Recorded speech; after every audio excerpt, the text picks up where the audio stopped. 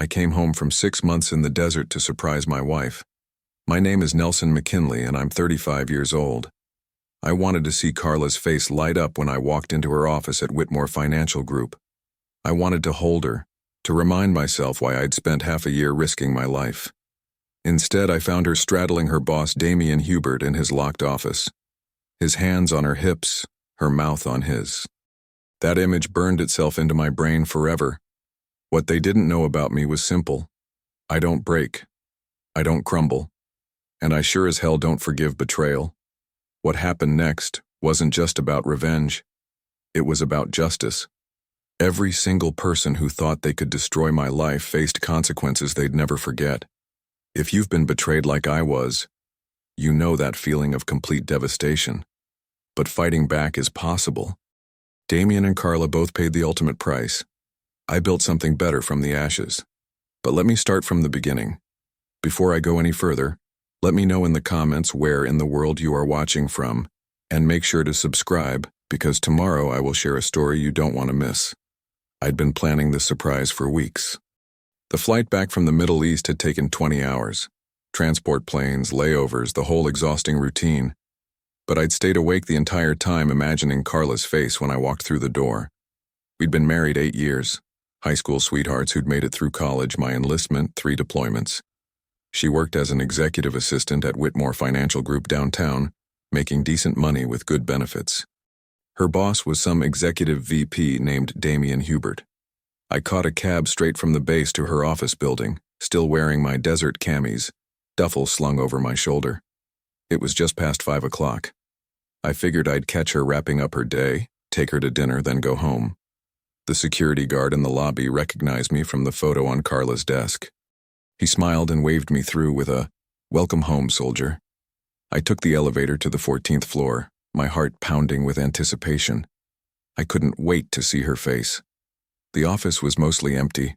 A few people were packing up, heading out for the day. I walked past the cubicles toward the executive suite where Carla's desk sat just outside her boss's office. Her desk was empty. The computer was still on, screen glowing. Her purse hung on the back of her chair. Damian's office door was closed. I paused. Something felt off. Maybe it was instinct. Maybe it was 6 months of combat training that taught me to read situations. But my gut twisted. I knocked. No answer. I tried the handle. Locked. Then I heard it. A soft sound. Feminine. Breathless. My blood went cold. I knocked harder. "Carla?" Sudden scrambling sounds erupted from inside. Muffled voices. The scrape of furniture. I didn't wait. I put my shoulder into the door. The lock was cheap office hardware. It gave on the second hit. The door swung open, and there they were. Carla was straddling Damian Hubert in his executive chair. Her skirt was hiked up around her waist. Her blouse hung half unbuttoned. His hands gripped her hips. They both froze like deer in headlights, staring at me with identical expressions of shock and horror. For 3 seconds, nobody moved. Nobody spoke. Then Carla scrambled off his lap, yanking her skirt down, fumbling with her buttons. "Nelson, oh my God, Nelson, what are you—" "Shut up." My voice came out cold and flat. The kind of voice I used on hostile contacts, not on my wife. "Don't say a single word." Damian stood up, trying to straighten his tie. His face flushed red. "Listen, man, this isn't you." I pointed at him, taking 2 steps into the office. "Sit down and don't move." Something in my tone made him obey. He sank back into his chair. I looked at Carla, really looked at her. Her lipstick was smeared. Her hair was a mess. She was still breathing hard. "How long?" I asked. "Nelson, please, let me explain." "How long?" She looked at the floor. 3 months. 3 months. I'd been deployed for 6. She'd waited exactly half my deployment before screwing her boss. "The entire time I've been gone," I said slowly, "risking my life overseas, you've been riding your boss in his office." "It's not like that." "It's exactly like that." I pulled out my phone and started taking pictures. Carla's disheveled appearance, Damian's guilty face, the locked door, the couch against the wall with scattered cushions. "What are you doing?" Carla reached for my phone. I held it away from her. Documenting. For the divorce attorney I'm hiring tomorrow. Damien finally found his voice. Look, Nelson, we can talk about this like adults. I laughed. Actually laughed. Adults? You're a married man screwing your subordinate employee. That's not adult behavior, Damien. That's career-ending behavior. His face went pale. You wouldn't what? Report you to HR? To your wife Shirley? To the CEO? I leaned on his desk, getting in his face. I'm going to do all three, and I'm going to enjoy every second of watching your life implode. Nelson, please, Carla grabbed my arm. Think about us. Think about our marriage. I shook her off. There is no marriage. You destroyed it. I pulled a small recording device from my pocket. Standard issue gear I'd forgotten to turn in. Oh, and this conversation recorded. Washington's a one-party consent state. Everything you two just said, admissible. Carla's face crumbled. Nelson, I'm sorry, I'm so sorry. Here's what's going to happen, I said, my voice steady and controlled. I'm leaving. Tomorrow morning I'm filing for divorce. I'm also filing formal complaints with HR and your ethics board. You've got 24 hours to get your belongings out of the house. If you don't, they're going on the lawn. Where am I supposed to go? I smiled. It wasn't a nice smile. I don't know, Carla. Maybe Damien's got a spare bedroom. Oh wait, he's got a wife and 3 kids, doesn't he? Damien put his head in his hands. I'm going to destroy both your lives, I said quietly. You took everything from me. Now I'm taking everything from you. I walked out of that office and didn't look back. I drove straight to a hotel near the base, checked in, and sat on the bed staring at my phone. 8 years. 8 years of loyalty, devotion, sacrifice. And she threw it away for what? Some executive with a corner office and a God complex? I made my first call. My older brother, Thomas. He was a corporate attorney in Seattle, sharp as hell and absolutely ruthless when he wanted to be. Nelson, you're back already? Yeah, and I need a favor. A big one. I told him everything. The whole sordid story. The surprise that became a nightmare, Carla on Damien's lap. The 3 months of lies. There was a long silence when I finished. Then, Jesus Christ, what do you need? Divorce attorney, the best in the state, someone who'll go for the throat, and I need them tomorrow. I know someone. Her name's Diane Adamson. She's a killer. Literally bankrupted 3 cheating spouses last year. I'll call her tonight, get you an emergency appointment for tomorrow morning. Thanks, Tommy. Nelson? I'm sorry, man, but we're going to destroy her. I promise you that. Second call. Fred Harrison, my lawyer buddy from the unit. He'd gone civilian 2 years ago, now worked at a firm specializing in family law. Fred, I need everything you know about Washington divorce law and how to maximize my position. Fred listened to my story, then whistled low. Yeah, you've got a strong case. Washington's a no-fault state, but infidelity still matters for asset division if you can prove she acted in bad faith. Did she spend money on the affair? I need to check our accounts, but probably. Then we document everything. Every charge, every suspicious transaction. We also paint her as someone who betrayed her marriage vows while you were serving your country. What about the house? It's in my name. We bought it with my VA loan before we got married. Then it's partially separate property, partially marital. You'll likely keep the house but may have to buy out her equity interest. However, given the circumstances, we can argue for a reduced payout. With this evidence, I'd say you're walking away with 70% minimum. Third call, Greg Anderson, my best friend from high school. He ran a private investigation firm in Seattle. Greg, I need someone's life turned inside out. Full background check, financial records, social media, the works. Who's the target? Guy named Damien Hubert, Executive VP at Whitmore Financial Group. Married, probably has kids. I need to know everything about him by noon tomorrow. What did he do?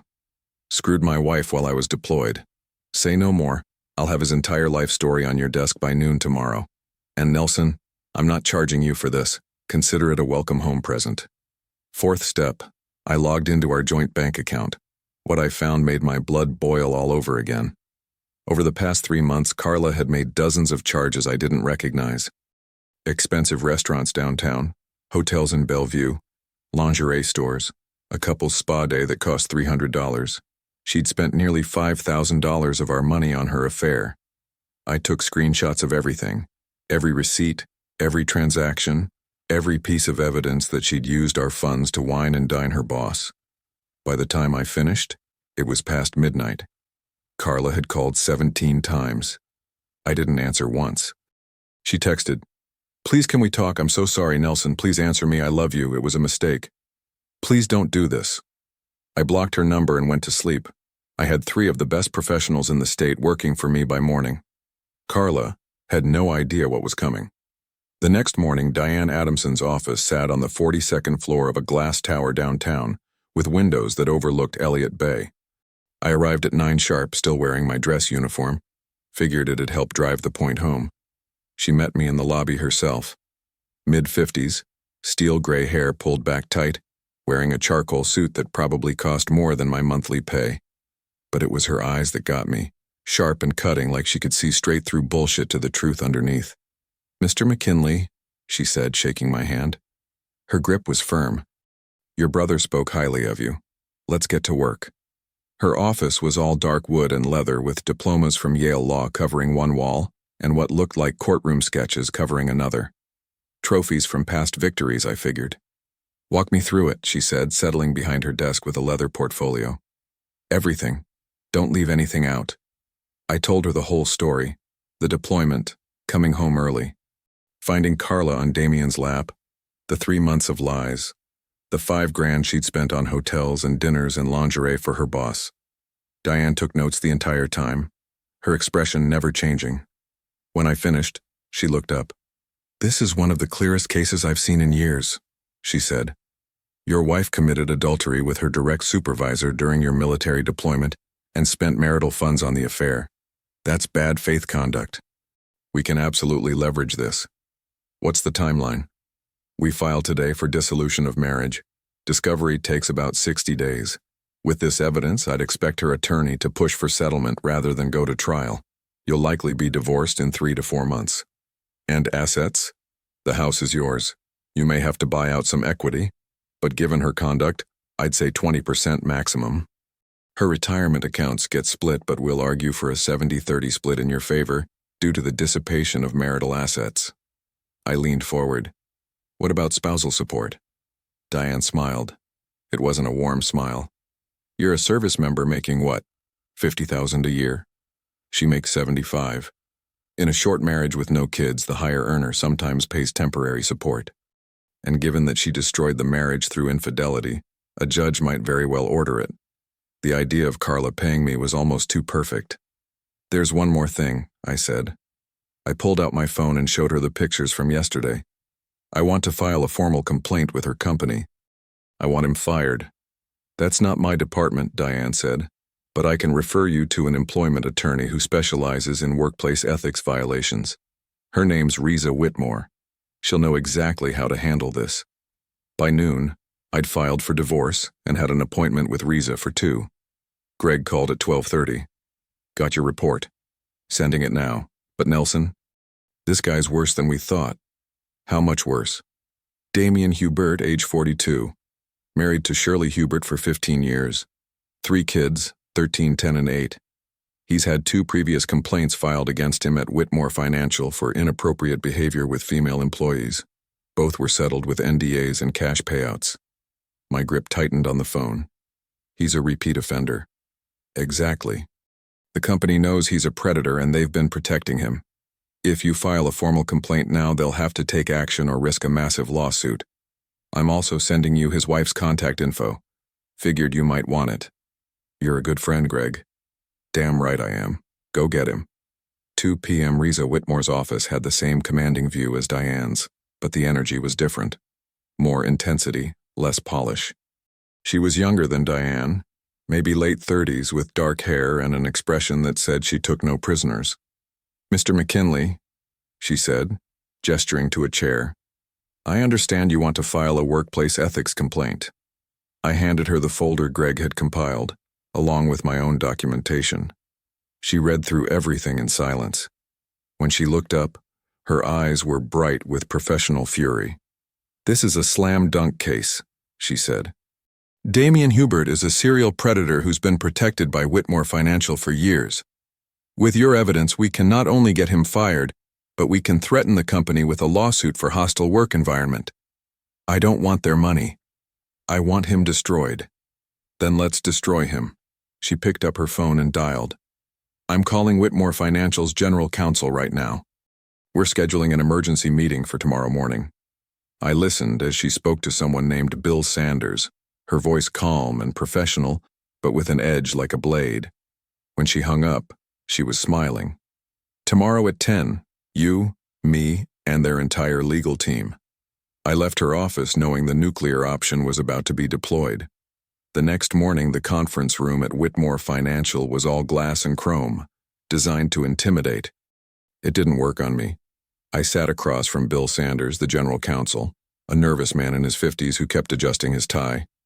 Next to him was Eliza Hansen, the VP of HR, a stern woman with gray-streaked hair and an expression that could cut steel.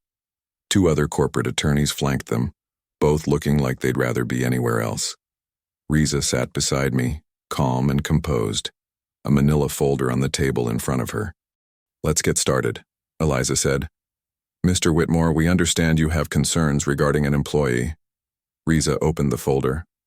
"My client has documentation of Damian Hubert engaging in a sexual relationship with a direct subordinate during working hours, on company property, in violation of your ethics code." She slid the first set of photographs across the table. Carla straddling Damian, her disheveled appearance, his guilty face. The locked door. Bill Sanders went pale. "This occurred 3 days ago." Riza continued, her voice steady. "My client, Captain Nelson McKinley, returned early from military deployment to surprise his wife, Mrs. Carla McKinley, who works as Mr. Hubert's executive assistant. Instead, he discovered them engaged in sexual activity in Mr. Hubert's office." She laid out the timeline next. Receipts from restaurants, hotel charges, the $5,000 Carla had spent from our joint account. The affair lasted approximately 3 months, entirely during my client's deployment overseas. One of the corporate attorneys cleared his throat.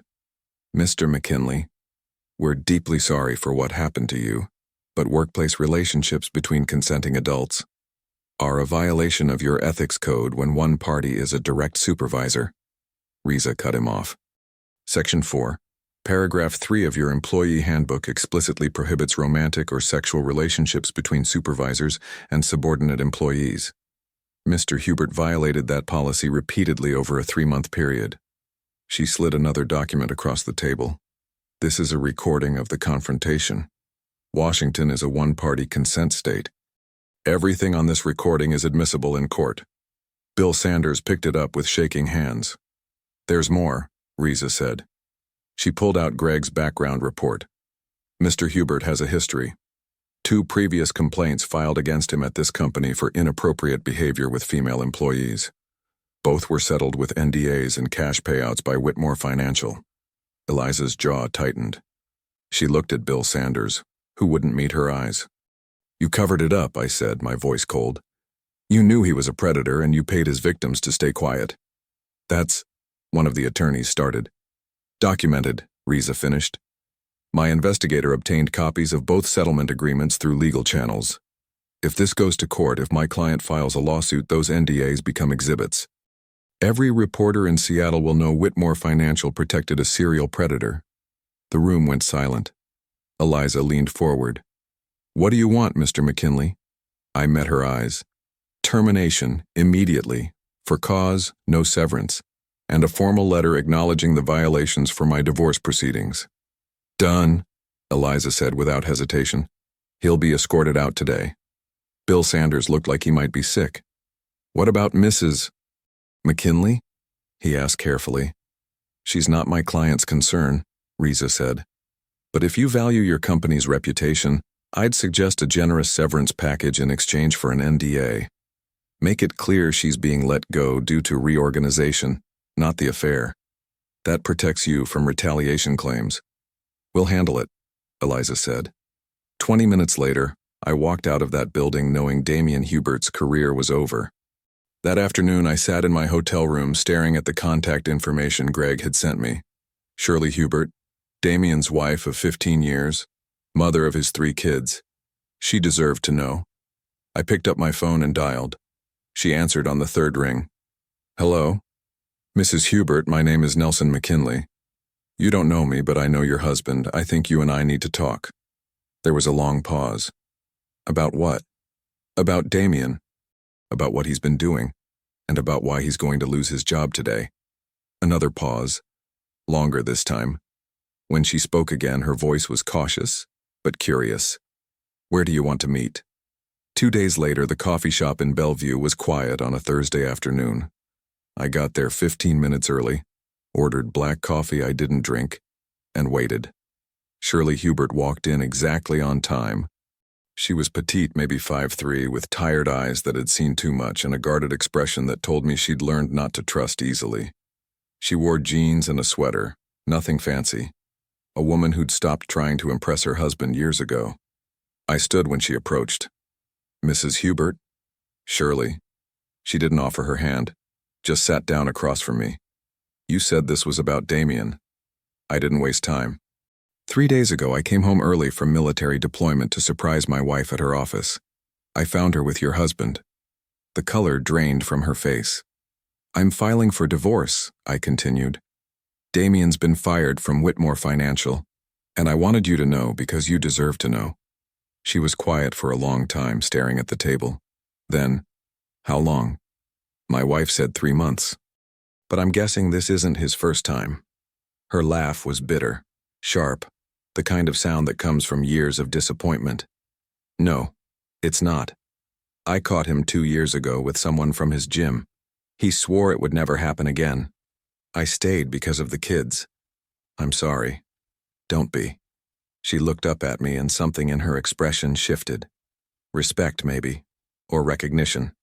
You did what I should have done years ago. You're fighting back. You could too. Maybe I will. She paused. Can I ask you something? Your wife? Do you think she knew he was married? Yes. She met you at the company Christmas party last year.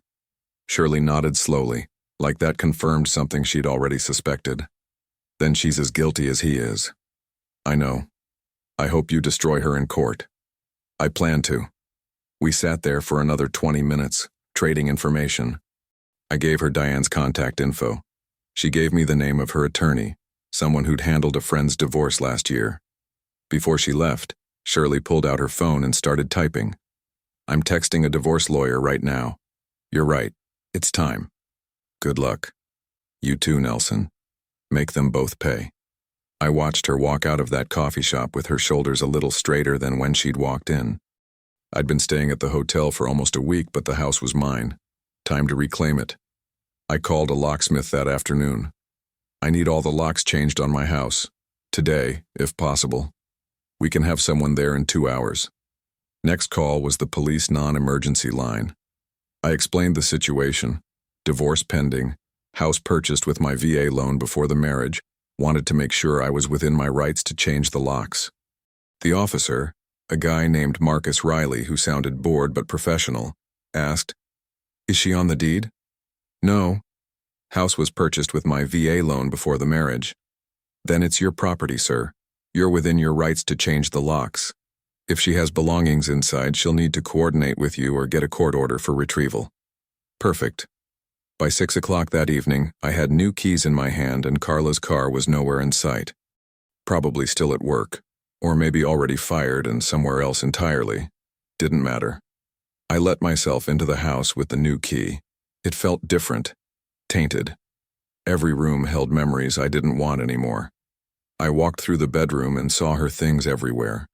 Makeup scattered across the dresser, clothes spilling out of the closet, those stupid decorative pillows she'd insisted we needed on the bed. I started packing. Everything of hers went into boxes and trash bags. Clothes, shoes, toiletries, books, photographs. Every single thing that belonged to her or reminded me of her.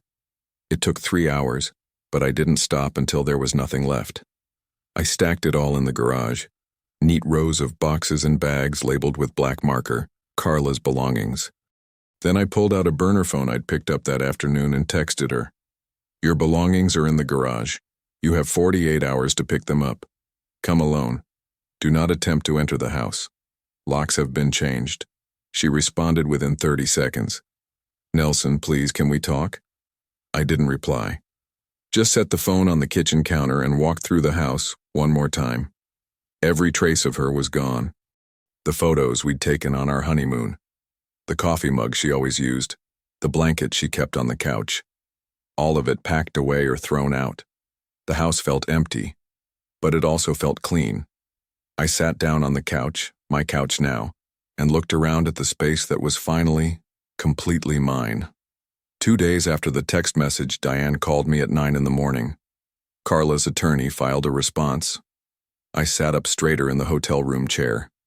And she's claiming reconciliation should be attempted, that the marriage can be saved, that she wants counseling.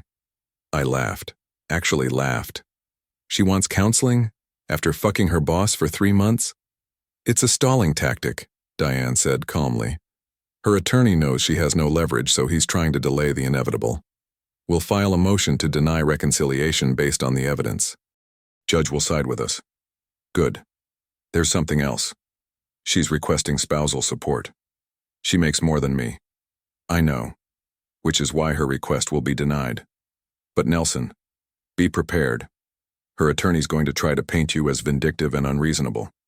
They'll argue you changed the locks without warning, that you're refusing communication, that you filed for divorce without giving her a chance to explain. Is that a problem?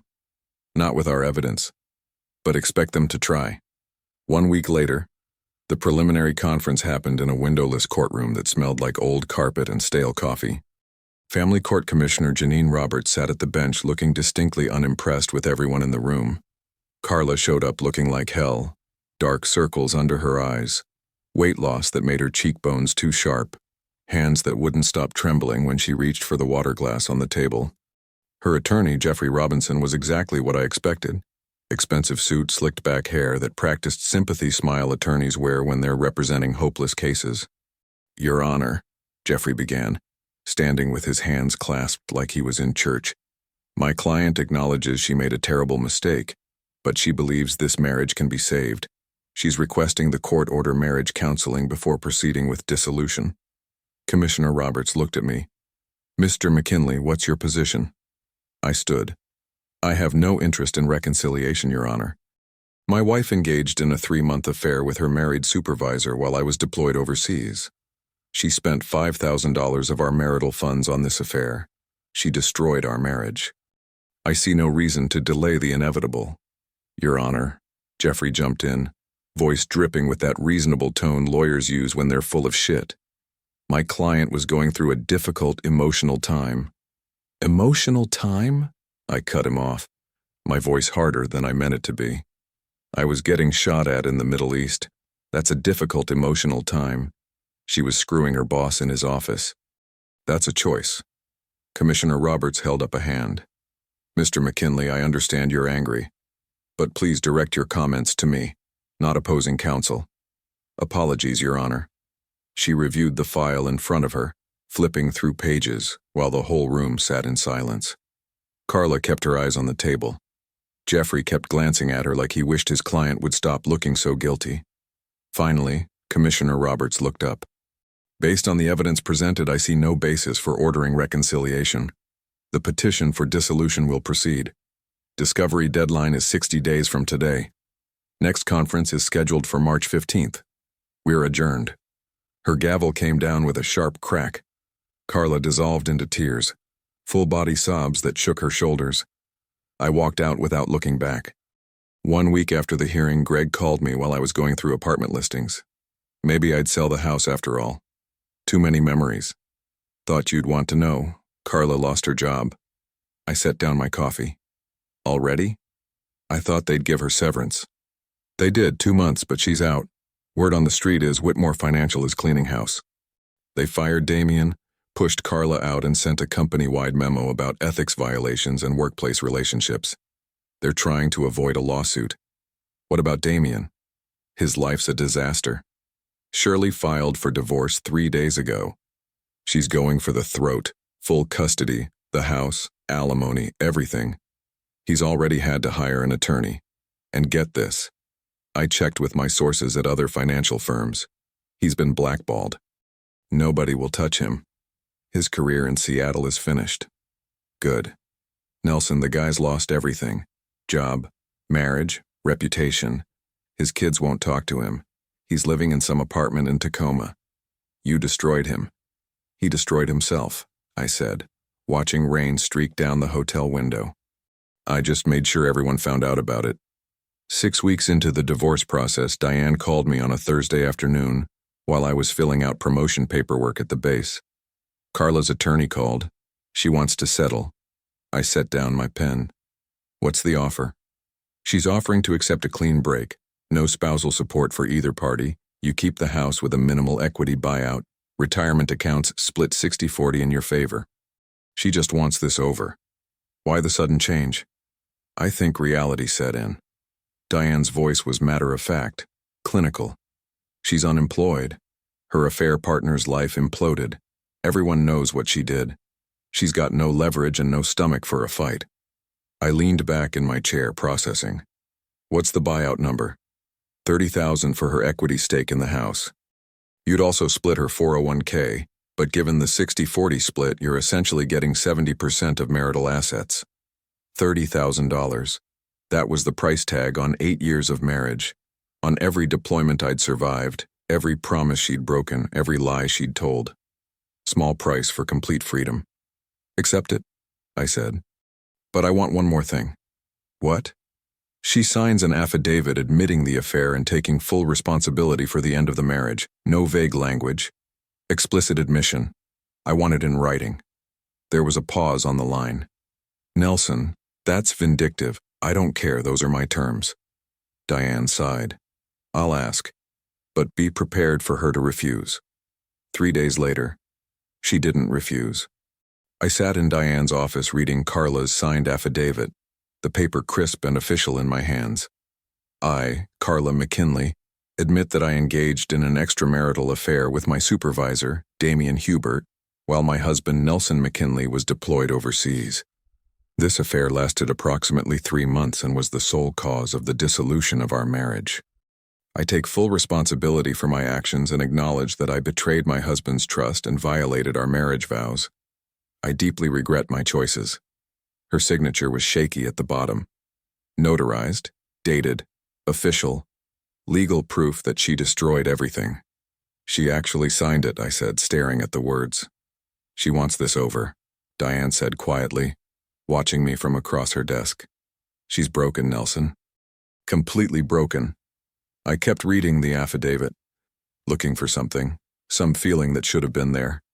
Satisfaction, maybe. Vindication. Victory. But all I felt was nothing. Just a hollow emptiness where 8 years of marriage used to be. Finalize it, I said, setting the paper down. I want the divorce completed as soon as possible. Done. We'll file the settlement with the court. You should be officially divorced in 30 days. I stood up, taking one last look at Carla's written confession. The thing I'd demanded. The proof I'd wanted. It didn't feel like I thought it would. Thank you, Diane. For everything. She shook my hand. You're welcome. And Nelson? You did the right thing. Fighting back. Refusing to be a victim. That takes strength. Maybe it did. Or maybe it just took being too angry to break. I walked out of her office, the affidavit filed away in my case folder, knowing the marriage was effectively over. Carla had admitted complete responsibility in writing. She'd signed her name to her own destruction.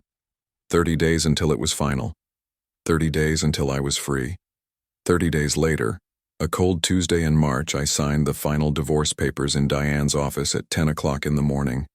My signature looked steady on the page. Controlled, like I'd practiced it 1,000 times, though I hadn't. Mrs. McKinley signed remotely through her attorney about an hour ago, Diane said, sliding the documents into a folder. She's living with her parents in Spokane now. Spokane, 300 miles away. Good. Diane stood and extended her hand across the desk. Congratulations, Nelson. You're a free man. Free. The word should have meant something. Relief, maybe. Victory. But standing there in that office, shaking Diane's hand, all I felt was tired. "Thank you," I said, "for everything. You earned this outcome. Remember that." I drove home, my home, fully mine now, and parked in the driveway. The house looked the same from the outside. Same siding, same roof, same lawn that needed mowing. But inside it felt different. I walked through the rooms slowly. The living room where we'd watched movies. The kitchen where she'd made coffee every morning. The bedroom where I'd thought we'd been building something real. It all felt empty. Not just of her things. I'd cleared those out months ago. Empty of the life I'd imagined we'd build here. The future that turned out to be a lie. I stood in the middle of the bedroom, hands in my pockets, and seriously considered selling. Starting completely fresh somewhere new. Somewhere that didn't have memories attached to every corner. But then I thought, no. She doesn't get to take this from me too. This was mine. I'd earned it with my VA loan, my deployments, my sacrifices. She'd betrayed everything we'd built, but this house, this was still standing, still mine. If I sold it, she'd win something else. I wasn't giving her that. 2 months later, I renovated everything. New paint on every wall, went from the beige Carla had picked to a clean, sharp gray. New furniture in the living room, new bed, new mattress, new sheets. Ripped out the decorative crap she'd bought and replaced it with stuff that actually mattered to me. Framed photos from my unit, military commendations, things that represented who I was, not who we'd pretended to be. Every trace of the marriage, erased. By the time I finished, the house felt different, clean, like I'd scrubbed away 8 years of lies and built something honest in their place. My unit was supportive through the whole thing. Nobody pried, nobody asked questions I didn't want to answer. They just had my back. After a training exercise in late May, my commanding officer, Colonel Richard Donovan, pulled me aside near the transport vehicles. "McKinley, got a minute?" "Yes, sir." He crossed his arms, looking at me with that steady, evaluating expression COs have. "I heard about your situation, what your wife did while you were deployed." I tensed slightly. "Sir, I'm not prying. I just want you to know you did the right thing. What she did, that's unconscionable. You held your head high and handled it like a soldier. I respect that." Something in my chest loosened. "Thank you, sir. Also." He smiled slightly. "We're putting you up for promotion. You've earned it. Captain." I made captain 3 months later. Greg kept me updated on the fallout without me even asking. Damien's divorce was brutal, he said over beers one night. Shirley took him to the cleaners. She got the house, 70% of assets, full custody of the kids. Good for her. He's working at some small accounting firm in Tacoma now, making maybe $45,000 a year, living in a studio apartment. Greg shook his head. Last I heard, his oldest kid, the 13-year-old, refuses to see him, won't even take his calls. I sipped my beer. His reputation? Toast, completely destroyed in the financial sector. Nobody will touch him. He's starting over from scratch at 42. Good, I said, and I meant it. Carla found work as a receptionist somewhere in Spokane. Heard she's living with her parents still. A receptionist, after making $75,000 a year as an executive assistant. Consequences. She sent an email through her attorney a few weeks ago. Greg added carefully, asking if you two could talk. I didn't respond, just stared at my beer. You didn't answer, did you? No. Good. She made her choices. You made yours. There was nothing left to say to her. Nothing that mattered anymore. 8 months after the divorce, I met someone. It happened at a veterans networking event on base. One of those mixers where former service members connect over shared experiences and job opportunities. Her name was Leslie Wright. She had an easy laugh, paint-stained hands from teaching weekend art classes, and the kind of presence that made you feel like she actually listened when you talked. We ended up in the same conversation circle, talking about deployments and the weird adjustment back to civilian life. The things civilians never understand about military service. My ex-husband couldn't handle it, she said, her voice matter of fact. The deployments, the long hours, the stress. He said he didn't sign up to be a military spouse. We divorced 2 years ago. My ex-wife couldn't handle fidelity, I said. Fucked her boss while I was deployed. Her eyes widened.